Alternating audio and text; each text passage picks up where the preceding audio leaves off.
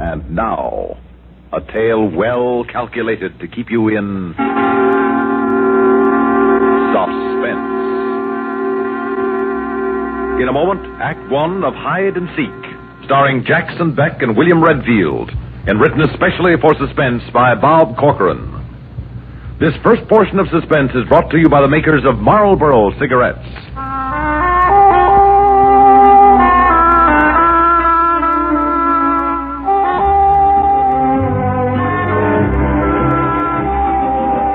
Why don't you settle back and have a full-flavored smoke?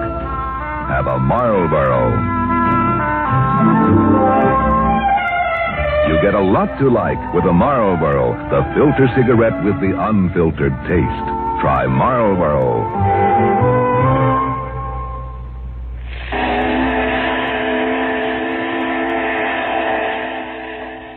The lost soul cry of a lake steamer fell into the sleeping Chicago street like a wet feather, sending out ripples of fear that washed against a dandy man who would soon die. A nerve kept jumping under his eye. His hands were sticky.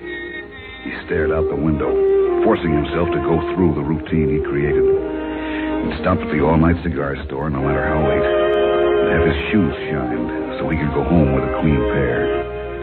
It was one of the reasons they called him Dandy.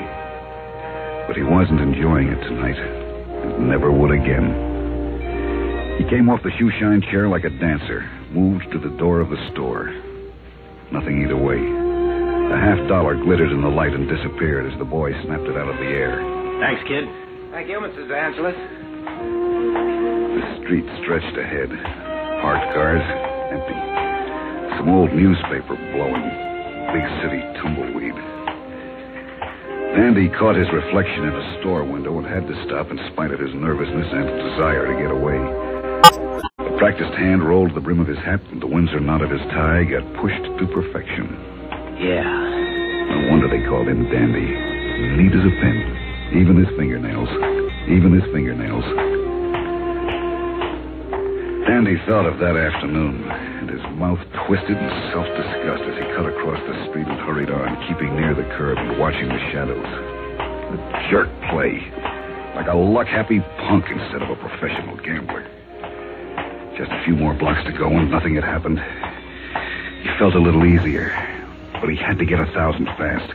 Bigelow didn't like guys who played and then didn't make good on the sour ones. He had a long list of things he didn't like, and that was on top. Dandy knew that when he made the bet that afternoon. You got it, though, ain't you, Dandy? Yeah, sure, Ed. I just ain't got it on me. If you pick a cruller, I want that money. Sure, Ed. I want it fast. Hey, what am I, the thief of Baghdad?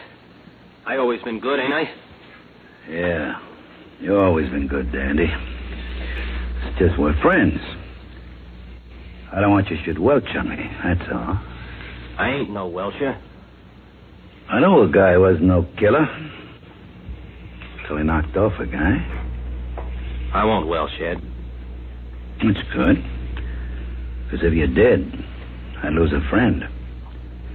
And all your friends would lose a friend. Permanent. Okay. Don't worry. It's a sure thing. The horse finished 5th. Nowhere. But he'd get the money. Sure. Take maybe a week. Guys forget your name fast when you're broke. But nothing to worry about. His hotel awning invited him just ahead.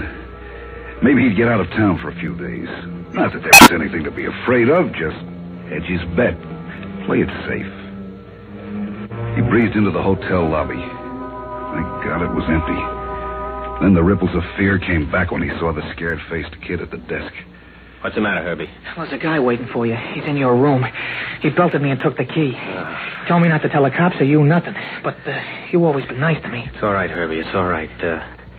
What's he look like? Oh, he's a real big guy. Fat, but big. Thanks, kid. I'll make it up to you later. He fought to keep calm. No time to turn into a panic man. Stiff-armed the door and got into the street. He hand measured the few bills in his pocket. He wondered how far they'd take him. Bigelow was closing in. Then a piece of shadow split away from the wall. Hello, Dandy. Did the kid tell you about Bigelow's friend waiting for you inside? I don't know what you're talking about. But not about the one waiting outside, huh? The man was tall and thin, skinny even. He looked as if they'd made his face, forgotten the mouth, and then torn one. Dandy tried to move around him. Let's get my buddy, then we'll go see Ed. When I say move. Dandy fought his fear as he watched the elevator arrow swing down. He was tall and fat. His eyes looked as if someone had tried to hide 2 grapes in some dirty grease. You got him. Good. Yeah, he was taken off. This punk here must have told him you was in his room. You do that, punk? Huh? Don't matter, we got him. You're gonna keep your mouth shut about this, ain't you? Leave him alone. Shut up, dandy man. I won't save you for Bigelow. Kid, you say anything, this is just a sample of what you'll get. Let's go. Where are we going? Ed Bigelow wants to talk to you. What's Ed want with me? Did you hear that, Earl?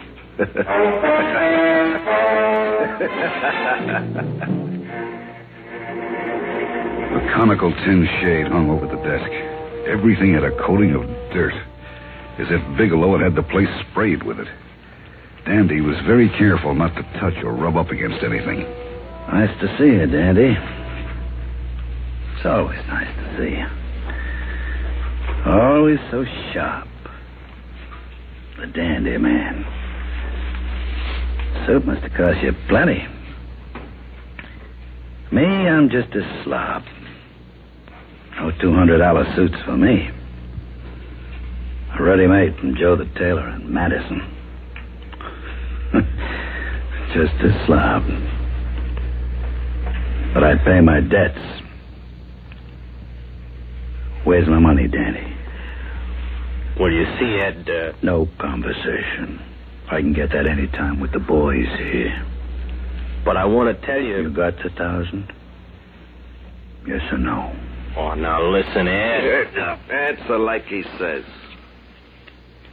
We don't like to be rough, Dandy. We're friends. What's the answer? No, I ain't got it. No. I can get it for you, Ed. I ain't no Welsher. I mean, ask anyone in town. You told me you had it. I figured wrong. How come you figured wrong? I didn't know how far I'd gone. I laid out a lot of bets. The whole roll, huh? Kiss in the dark. You too can be a winner. Anybody can play. And you did it on my market, Danny. Well, not all of it. 1,000 of it. I don't like to be played for no chump. I don't like you should be gambling with my money. Just, give me a week, 7 days. 6. 5 even. Tomorrow I'll have it. Chicago's hard in reputations, Dandy. One guy does it to me, and maybe some others think I'm losing my grip. It'd be bad if word got around somebody played me for a patsy. Ain't that right, fellas? Yeah, like you say. I shouldn't have spread the bet so thin. Should have kept out a little. Enough to pay off Ed Bigelow. I'll get it, I tell you. Point is, you should have had it. Like you said. Oh, Ed, what's 1,000 to you? You got... Ain't no use, Dandy. Like they say down at the courthouse, you gotta be made an example of. You wouldn't kill me. I don't want to be hard. I'll tell you what. I'll leave it up to the boys. Plant him. Take the bloom off the dandy man. Get him out of here.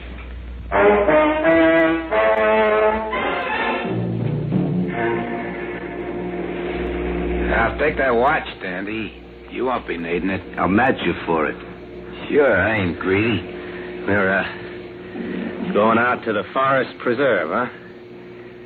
A nice drive into the country. Oh, it's peaceful out there. You'll get a nice rest. You're caught. A joker. Yeah, we go down Clark Street, see? To North Avenue and then west to the country. We park a little, and we come back. Me and Lloyd, that is.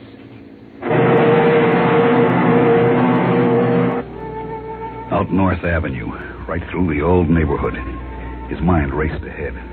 Forgotten details of dirt and squalor struggled forward from the shadows where he'd pushed them.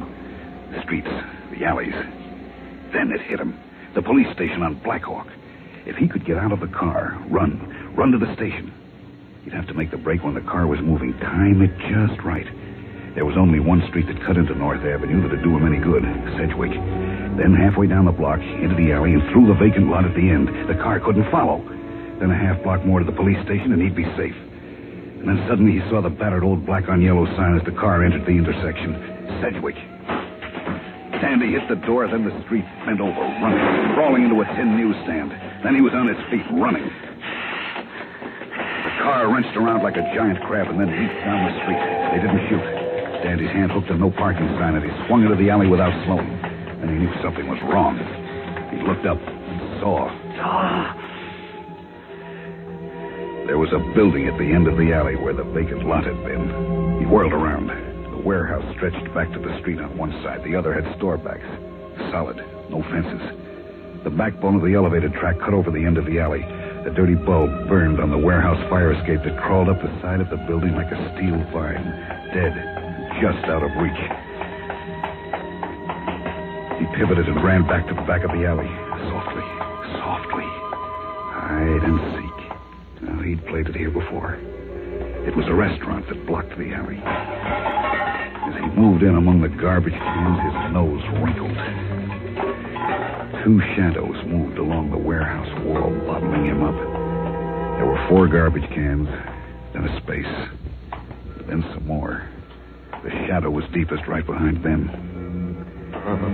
Dandy knelt down, then slid out flat. His soft, manicured hands quivered from what he felt under them. He tried to hold his breath. Let's get him. Nah. He might be any place in there. Well, you could stay here and I could look. He's too fast. I don't want to shoot at a distance. Bigelow's paying us to be sure. I want to put the gun right in the middle of that suit and burn it. If you go for him now, there'd be too much noise. Well, maybe an elevator comes along and covers the noise. Still a chance. Danny ain't worth it. Yeah, that's right. Hey, there was a drugstore back where he jumped out. Call Frank. Tell him to bring another guy. And I'll be quiet and sure. We can go on out to the country like Bigelow wants it. Okay. Hey, wait a minute. You want to come out now? It'll be easier. If we gotta go to a lot of trouble, it's gonna make us mad. The skinny man took a drag on his cigarette. As Dandy could see it wink and then glow bright red. The long finger flipped it in a gentle arc over the cans into the deep shadows. It hissed and went out as it hit the muck. We'll use them on you, Dandy. We'll cook you, a little at a time. You lousy. Stall. Pray for a break. Why don't you play it smart, Dandy? Take off. If he tries to go past me, the shots won't make no difference. I'll pick you up in the corner heading north. Okay. Hey, get some cigarettes. We want to have plenty. And Dandy remembered. He'd get out after all. The 100-to-1 shot suddenly turned into a boat race. He remembered when he was a kid. The cops would come along on their way to the station. Sure, that wouldn't be changed. It was routine. Cops never change routine. They get fat on it. When the cops came, he'd holler. They'd get the two who'd been pushing him around. Go ahead. Wait.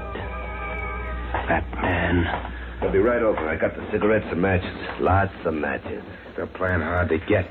He's gonna wish he hadn't. Dandy grinned suddenly realized how much his back ached from holding his head out of the slop and tin cans. He thought of his suit and his shirt and his hand-painted silk tie.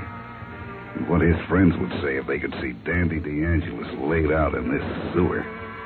The smell flooded in on him, and he gritted his teeth. He didn't want to lie in that, too.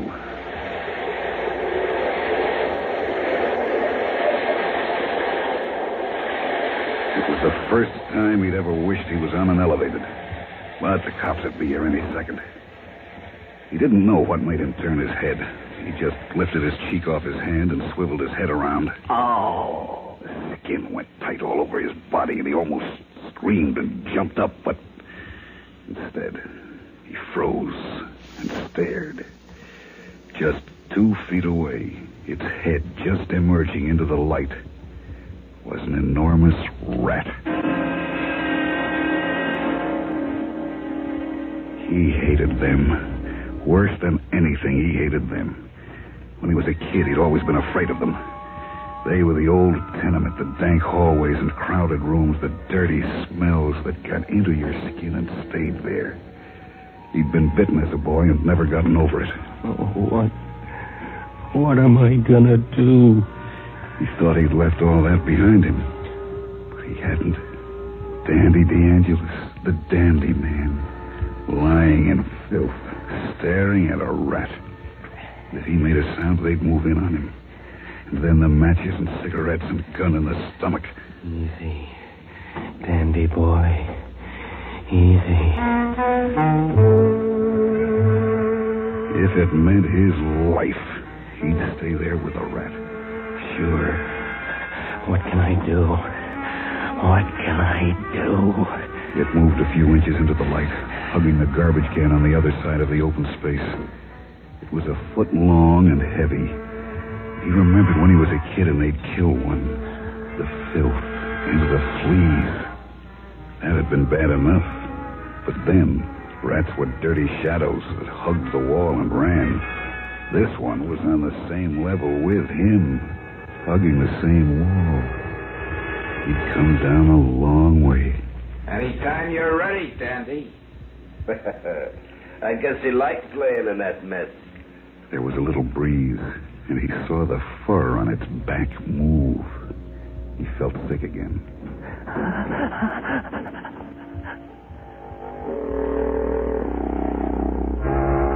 It hunched itself around. Dandy started back in spite of himself, in spite of the men waiting for him to make a sound. It didn't run at his slight motion. Dandy held his breath. He was so close to it, he could even see the rings on its tail. It moved again, and this time faced right at him. The beady eyes seemed to stare right into his own. The thin-skinned ears stood upright and straight, and Dandy could see the fleas crawling. It lifted its head, and Dandy saw the teeth that never stopped growing but get worn down and sharpened all the time. The spot on his hand where he'd been bitten as a kid started to burn. Get away. Get away. Dandy tried to move back. He was afraid to scare it for fear it would scuttle off over the cans and bottles and attract the two waiting to kill him. He reached out to the side and back. His right hand closed on a milk bottle. He gripped the neck and slowly, watching the rat, brought the bottle up beside his head, his arm cocked. He stayed there, trying not to jump up and run away from it, trying to wait for... He hadn't been watching. Keeping those guys. They say they'd be right over. Take it easy. You're getting anxious to get your hands on the punk, huh? And get it over with. Dandy realized with relief that he'd have heard the cops if they'd gone by. They were always loud, but they'd better hurry. He swung his head slowly back to the rat. As he did, his skin crawled. If there was one rat, there were one more. He looked to the side, dreading what he would see. But there was nothing. It moved toward him. He stopped breathing and waited, and hunched there, watching him. Maybe it thought he was dead.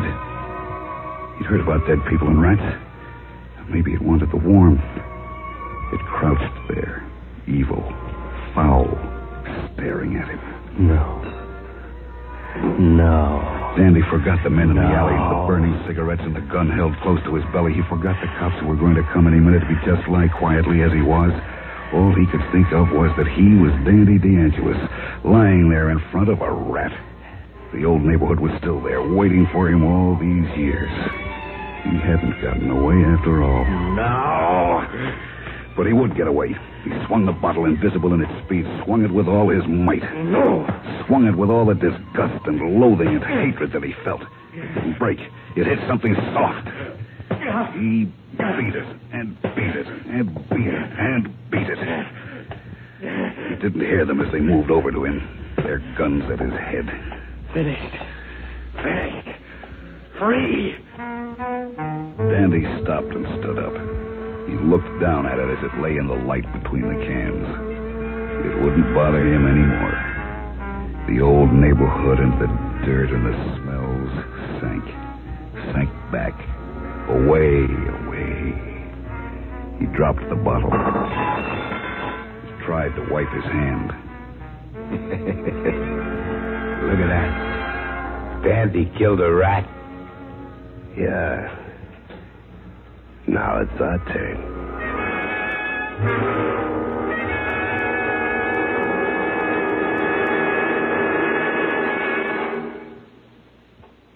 Suspense.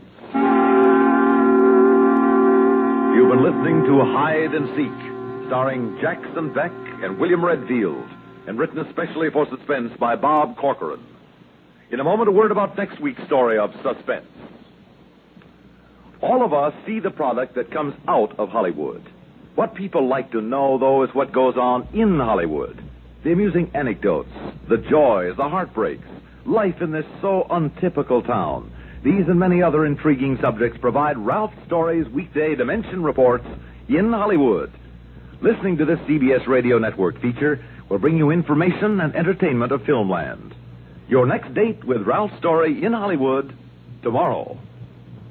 Another CBS Radio Network Dimension feature is A Woman's World with Betty Furness.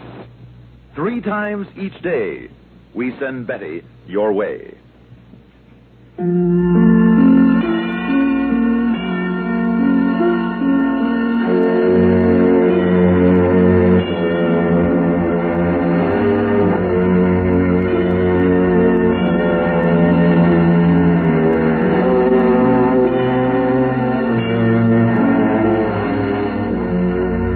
Suspense is produced and directed by Bruno Zerato Jr. Music supervision by Ethel Huber. Sound patterns by Joseph Cabibbo and Don Creed. Featured in tonight's story, Santos Ortega as Bigelow, Larry Haynes as Lloyd, Joseph Julian as Earl, and Jack Grimes as Herbie. Listen again next week when we return with Dagger of the Mind, written by John Robert. Another tale well calculated to keep you in suspense.